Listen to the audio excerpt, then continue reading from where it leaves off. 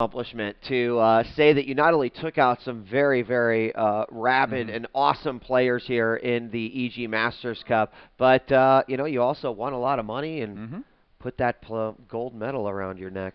So Qxc has now changed to the correct color. He is the red player. He is the higher seeded player.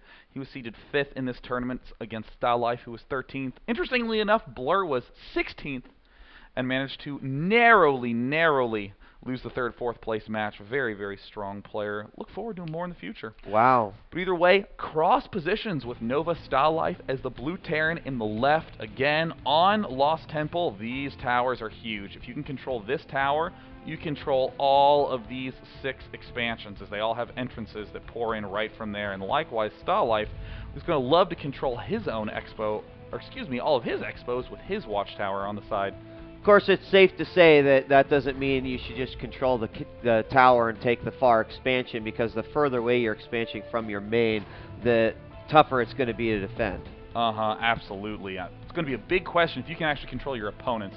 The opponent's watchtower is a key point of interest. Both players look like they're opting for SCVs first. Qxc planting down his first supply depot way at the far back of his base. Looks like clearly worried about Banshees at a later date. In the meantime, we see that Stalife nicely planning his depot close to his command center so he can get a little bit of extra mining time. Yeah, Qxc is going to send off his scout, and you know what? Already seeing something different here. Gas going down for Stalife, but he hasn't sent his scout out yet, which suddenly is not really typical of the play that we've seen him throughout the EG Masters. There, the scout is going to go out. That's really late based off of what he was doing before. But just, yeah, a little bit different. Looks like both players are now finishing up their barracks. Command center is en route into orbital commands for both players. Yes, indeed. Now, interesting to note in cross positions, well, actually I should say in normal, usual positions. Yep, there's the high five. Various other noises, etc. These Xel'Naga watchtowers, players like to pile tons of tanks on them. Play the good old tank Viking race with one another. However, in these very cross-map positions, these extreme distances, it's very easy to completely avoid making tanks altogether and use Marines and Marauders with both Xel'Naga watchtowers to cover the center of the map and do lots of counterattacking and trying to pick off your opponent. Looks like Stalife is going to be going for a 1 barracks fast expand style build, as we see that Reaper coming up right now. And Qxc is moving forward with this initial Marines, going to take out, or try to, a good reaction there by Stalife as he quickly takes his vision away from there with the SCV and allows Qxc to take it over, but not losing that unit. Only 1 Marine here on the other side. By the way, looks like he is absolutely not going for a fast expand. Sorry, I completely missed it. There's a fully finished geyser mining at the south end. Looks like he's doing what I'm going to be dubbing the Phoenix build, where you do end up with an extremely fast Reaper. And then, with this very fast double gas geyser, you can get a lot of extra tech out, a lot of cloaked Banshees and tanks at the same time.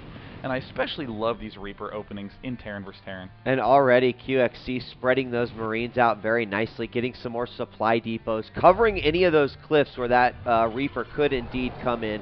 He's got a little bit of room here at the front, but his Marines are in an area where he could react very, very quickly. So I'm curious to see what he's going to do with that Reaper if he even tries anything but scouting. Moving on over now, we do have the Tech Lab on the factory for Stalife, so he's going for a few tanks, and then also the starport down as well.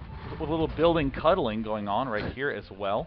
I'm torn about these supply depots. They do an excellent job of spotting, but they are kind of free fodder for the Banshees because these Marines only have range 5. But if you're getting a starport fast, I suppose you could get a Viking out and control very, very well. And it looks like, oh goodness, Qxc's going for the incredibly aggressive Marine Hellion medevac push, an extraordinarily aggro form of play designed to exploit people who are getting too many add-ons early. Oh, interesting. Qxc also doing a little bit of harassment with that Hellion up front, just trying to soften these guys a little bit. He knows that there's no medevac out quite yet to begin healing up. We do have one on its way, and be curious to see if that tank of Stalife will make a difference here on this push, because what exactly do you think he's going to actually be moving out with? What is his optimal amount? Yeah, it looks like he's just moving out right as he's gotten the medevac. I mean, there was a scan going down. Oh, looks like the Qxc trademark drop. Generally, you do a straight frontal push with it, but Qxc always does his own style, going to be opting instead for just a straight-up attackering. Okay, well, we'll keep an eye on that medevac making its way over. Meanwhile, units kind of spread out here for Stalife. There, he's going to put all of his units together just on the ridge. Now, let's see, based off of the course that this medevac is going to take, he's going to probably have a little bit of room there to land before the supply depot has vision. Looks like there's just an inch of space there. And it looks like Stalife was actually expecting Cloaked Banshees to come up. Double turret getting thrown down there. And oh, here comes Qxc. He's going to be surprised to see a turret, but look at that reaction. Taking no damage, already beginning the cooking on those SCVs. Looks like he will be able to take out some, target firing that ever-important missile turret. He will have freedom to hit with Banshees later, but more importantly, it freaks Stalife out. And whoa! Could have conserved one more Marine, but still, good damage being dealt. Yeah, I think he tried to get up there, and he's going to send his medevac through the top portion, and that was a pretty risky move, but he did manage to get away with it, and did only lose one Marine in that. Looks like he's just doing a little unloading, going to heal up all these units before he loads them back up. Qxc also getting a good amount of add-ons, but has actually not invested at all in a command center quite yet, just instead opting to be aggressive. So he's going to leave these Hellions out here, load up with 3 more Marines, and looks like he's going to move back in, going to drop these down and take out the SCV building, the command center. Nicely done as he continues this little medevac harass, kind of keeping Stalife on his toes.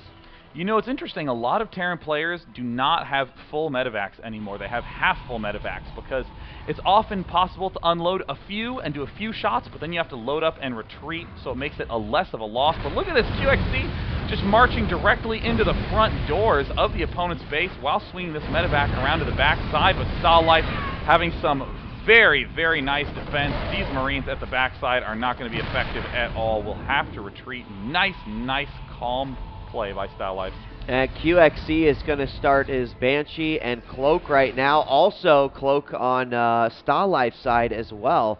So just looking at the unit tab in the army right now, 74 food for Qxc versus 51 food for Stalife. So definitely a big difference there. Looks like there's the Cloaked Banshee. Qxc doing everything he can to delay this command center for ages. Now there's a medevac trying to drop directly underneath the Banshee, but Qxc continuing to control quite well. Will end up cloaking to pull back. Even though there's a Raven right around the corner, he still can get far enough away to where he can make that cloak useful. And will he lose the Banshee? No! Ooh. Qxc always has a unit inches from death. And really diligent about oftentimes repairing these. Let's see what he's going to do. He might just go back in again, maybe try to force a scan, but no, the Raven is there, so he should be okay with this. Not sure. He's going to go in real quick, though, and another Raven, or excuse me, another Banshee is coming in from the front. He is just doing a ton of annoying damage here with this Banshee. And this is a 20 hit point Banshee, too. I'm quite impressed by Qxc's tenacity with it. And it looks like, oh, then swing into the front with another Banshee. Just incredible harassment. Unfortunately, Qxc is shooting a supply depot instead of those more vulnerable SCVs.